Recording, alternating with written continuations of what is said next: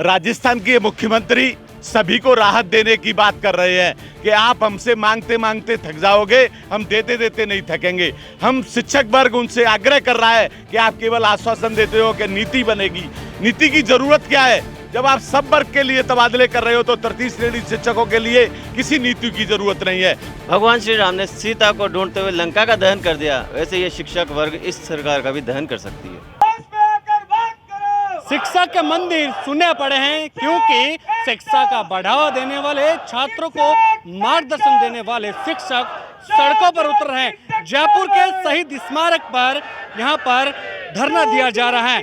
TSP को लेकर ये धरना दिया जा रहा है, जहाँ पर बड़ी संख्या में प्रदेश भर से थर्ड ग्रेड टीचर है वो यहाँ पर पहुंचे हैं और गहलोत सरकार के खिलाफ नारेबाजी कर रहे हैं। गहलोत सरकार होश न हो के नारे वो यहाँ पर गूंजे रहे हैं। हमारे साथ प्रदेश अध्यक्ष शेर सिंह जी है, इनसे बातचीत करते हैं। सर, किन मांगों को लेकर आज यहाँ पर धरना दिया जा रहा है? हमारा जो धरना प्रदर्शन है, हमारी दो प्रमुख मांगे हैं। विगत कई वर्षों से 15-20 साल से जो नॉन टीएसपी के शिक्षक हैं वो अपने टीएसपी इलाके में अपनी सेवाएं दे रहे हैं और उसके साथ में जो तृतीय श्रेणी के शिक्षक हैं उनका विगत गहलोत सरकार के कार्यकाल में केवल तृतीय श्रेणी शिक्षकों का स्थानांतरण नहीं किया जा रहा है, बाकी अन्य जितने भी सर्व है उसके अंदर फर्स्ट ग्रेड में ले लो, बाबू ले लो, हर साल भर इनके ट्रांसफ़र होते रहते हैं। तो इनके साथ जो सौतेला व्यवहार किया जा रहा है, इनमें लोगों में बहुत आक्रोश है और पूरे राजस्थान का लगभग 2.25 लाख तृतीय श्रेणी का शिक्षक बहुत आंदोलित है और बहुत ही परेशान है। तो आज हमने अंतिम निर्णय लिया है कि हम यहाँ धरना प्रदर्शन कर रहे हैं। अगर मुख्यमंत्री जी हमारी मांग को नहीं मानते, हमें बुलाकर हमारी वार्ता नहीं करते हैं, तो हम यहाँ सर मुख्यमंत्री हाउस की तरफ कुछ करेंगे। उसकी सारी जिम्मेदारी प्रशासन की रहेगी। साथ ही हमारी मांग क्यों नहीं मानी जा रही है ये हमें समझ में नहीं आ रहा है। जब हर वर्ग का ट्रांसफ़र हो सकता है तो ये तृतीय श्रेणी शिक्षकों के ट्रांसफ़र क्यों नहीं करते हैं? बार बार केवल आश्वासन देते हैं, नीति बनाई जाएगी, नियम बना जाएगा। सरकार आपकी जाने वाली है, अगर अब भी नहीं करोगे तो ये पीड़ित शिक्षक आपके साथ वोट के साथ चोट करेंगे। जब तक बहुत दिनों तक आप सहलाते रहोगे, आप ये भूल जाओगे कि आपने ओपीएस दिया था या कोई और फ़ायदा दिया था। ये शिक्षक वर्ग ये सबसे बुरी गति है कि 500-700 किलोमीटर कोई भी बहन बेटी अपने सास ससुर के बिना, अपने माता पिता के बिना, अपने बच्चों के बिना गंभीर बीमारियों से ग्रसित और उसके साथ में विधवा एकल महिला अपनी सेवाएं लगातार दे रही है। अब उनका 14 साल का वनवास भी बीत चुका है और अगर फिर भी नहीं सुनी जाती है तो हम आंदोलन करेंगे और 200 विधायक राजस्थान के, चाहे वो बीजेपी का हो, कांग्रेस का हो, उनके घर जाकर उनको बंद करेंगे, नज़र बंद करेंगे। जो भी होगा देखा जाएगा। अब आंदोलन होगा, रण होगा, अब कोई मांग नहीं होगी।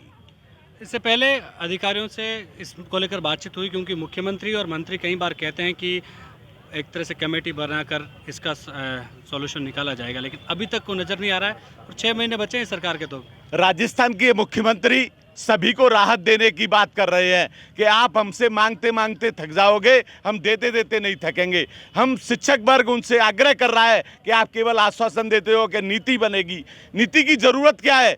जब आप सब वर्ग के लिए तबादले कर रहे हो तो तृतीय श्रेणी शिक्षकों के लिए किसी नीति की जरूरत नहीं है। हम सरकार से मांग करते हैं। हमने लगातार धरना प्रदर्शनों के माध्यम से मांग की। अभी हमने 3 मई को सभी उपखंड मुख्यालयों पर और 10 मई को हमने जिला मुख्यालयों पर प्रदर्शन के माध्यम से सरकार को ज्ञापन दिया। सरकार अब भी नहीं चेत रही है तो हम सरकार से कहते हैं कि आप सरकार रिपीट करने की बात कर रहे हो, इस सरकार को रिपीट नहीं होने देंगे क्योंकि आपकी ओपीएस योजना का जो आप पूरे हिंदुस्तान में ये नजीर पेश करते हो, इसको मजरा ढाणी तक कर्मचारियों को समझाने का कार्य कोई करता है तो तृतीय श्रेणी शिक्षक वर्ग करता है और आप उसकी सबसे महत्वपूर्ण मांग को नजरअंदाज कर रहे हो। इतने सालों से मांग उठती आ रही है, अब क्या लगता है कि मुख्यमंत्री अशोक गहलोत सुनेंगे? जाहिर सी बात है, जब आंदोलन बहुत उज्ज्वल हो जाएगा तो हर एक नेता को अपनी बात मनवानी ही पड़ती है। जिस प्रकार भगवान श्री राम ने सीता को ढूंढते हुए लंका का दहन कर दिया, वैसे ये शिक्षक वर्ग इस सरकार का भी दहन कर सकती है। मतलब कुल मिला के आने वाले चुनाव में कांग्रेस का आप विरोध करोगे घर घर जाकर? संभावना यही है। जैसे अगर मांगे उज्ज्वल है और मांगों की पूर्ति हो जाती है तो हम समर्थन करेंगे और मांगे अधूरी रहती है तो विरोध जाहिर है।